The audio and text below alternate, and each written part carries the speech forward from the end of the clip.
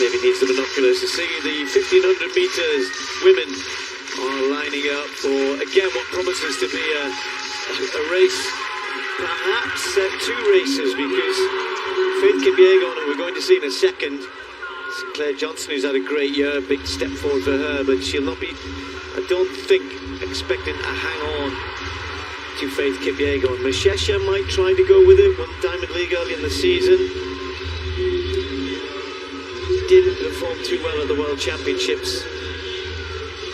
Jess Hull has had COVID and just trying to find her best form again.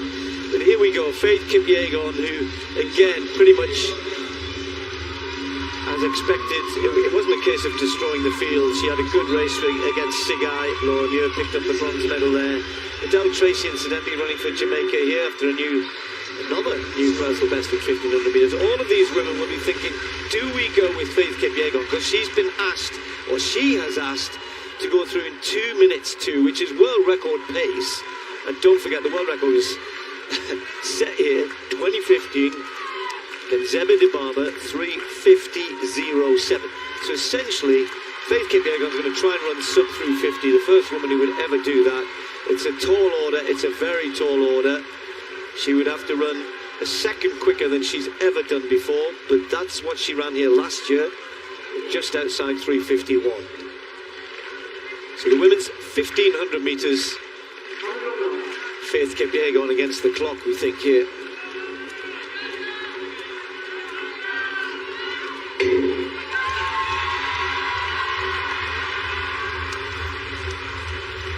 Well, the issue if you're going to go that hard and that quick and that fast is having pacemakers who can take it out quick enough and make sure that you can keep that going through 800 metres at the very least. And 2:2 is, you've got to be a decent 800 metre runner to go through at that pace just and then stop, never mind anything else, then to keep going. And Kipyegon's just dropped off perhaps a little bit sensibly, thinking maybe going a little bit quick here.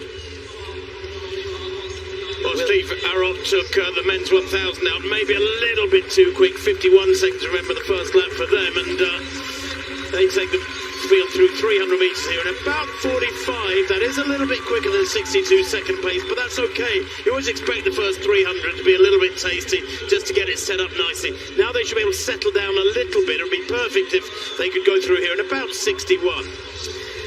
So two 800 metre specialists, although as I said, Adele Tracy, just under 60 there, Tim.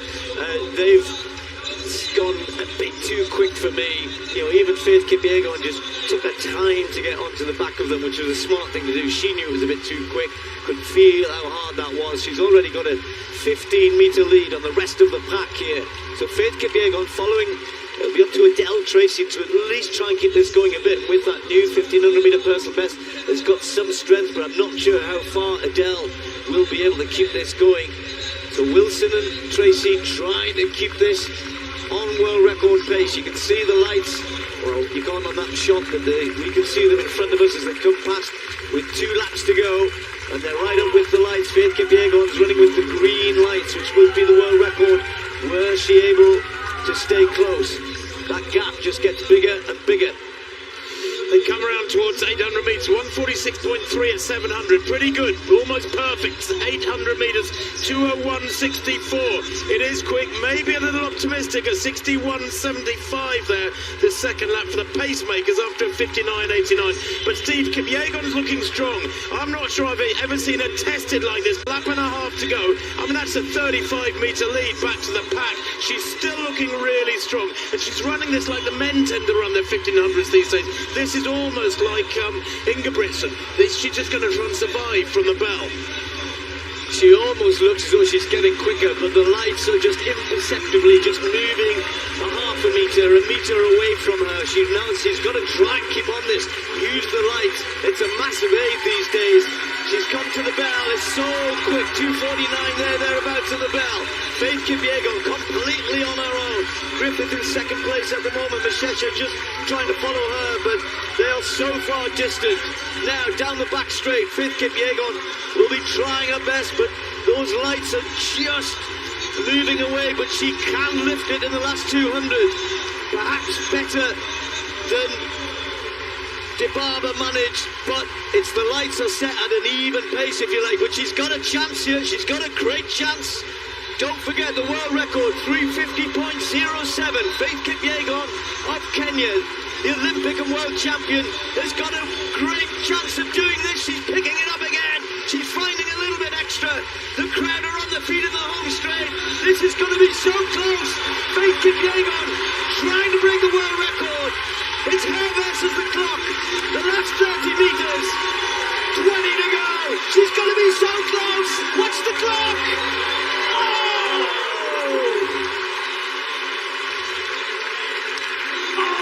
She had it. That is the second fastest time of all time, goes without saying. But what a performance from Faith Kipyegon. Had to run the last, what was it, 600 metres at the very least on her own. And as she came down the home straight, she could see the lights. She was right on it. She just needed another stride or two to get up there. But nonetheless, 350.37, and you don't get too many chances in your life to break a world record, particularly one that's as difficult as the one that she was trying to set here. So hats off to Faith Kipyegon, a brilliant piece of distance running all on her own. Nearly did it, nearly, was so close to. 0.3 of a second off the world record. There she is, on her own from 600 metres out at El Tracy. And the first pacemaker, Ali Wilson, did a wonderful job. It was just a bit beyond her. If she'd had a race on her hands, maybe Sifan Hassan, or indeed Dibaba of old alongside her, she might have been able to push for that world record. Beautifully relaxed form from her down the home straight. 350.37, as you said rightly, Steve, the second fastest time in history. Personal best, a Kenyan record, fastest time in the world this year. So near, yet so far. It can be a cruel sport. The clock can be cruel.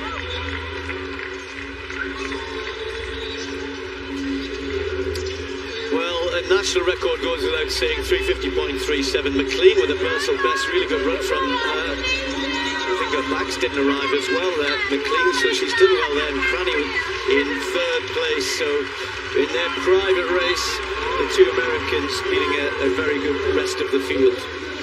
Well, over to this women's javelin now. Kitaguchi next to go, and Kitaguchi at this point, this is round 4, remember. Kitaguchi, her best 59.97 in round 2. That is definitely better. That's way out there, around 62 metres. She is, remember, the bronze medalist from Eugene, where she threw 63 metres and bit 63.27. In fact, Kitaguchi, at her best, she's a 66-metre thrower. What's she done here? Well, she's happy with it.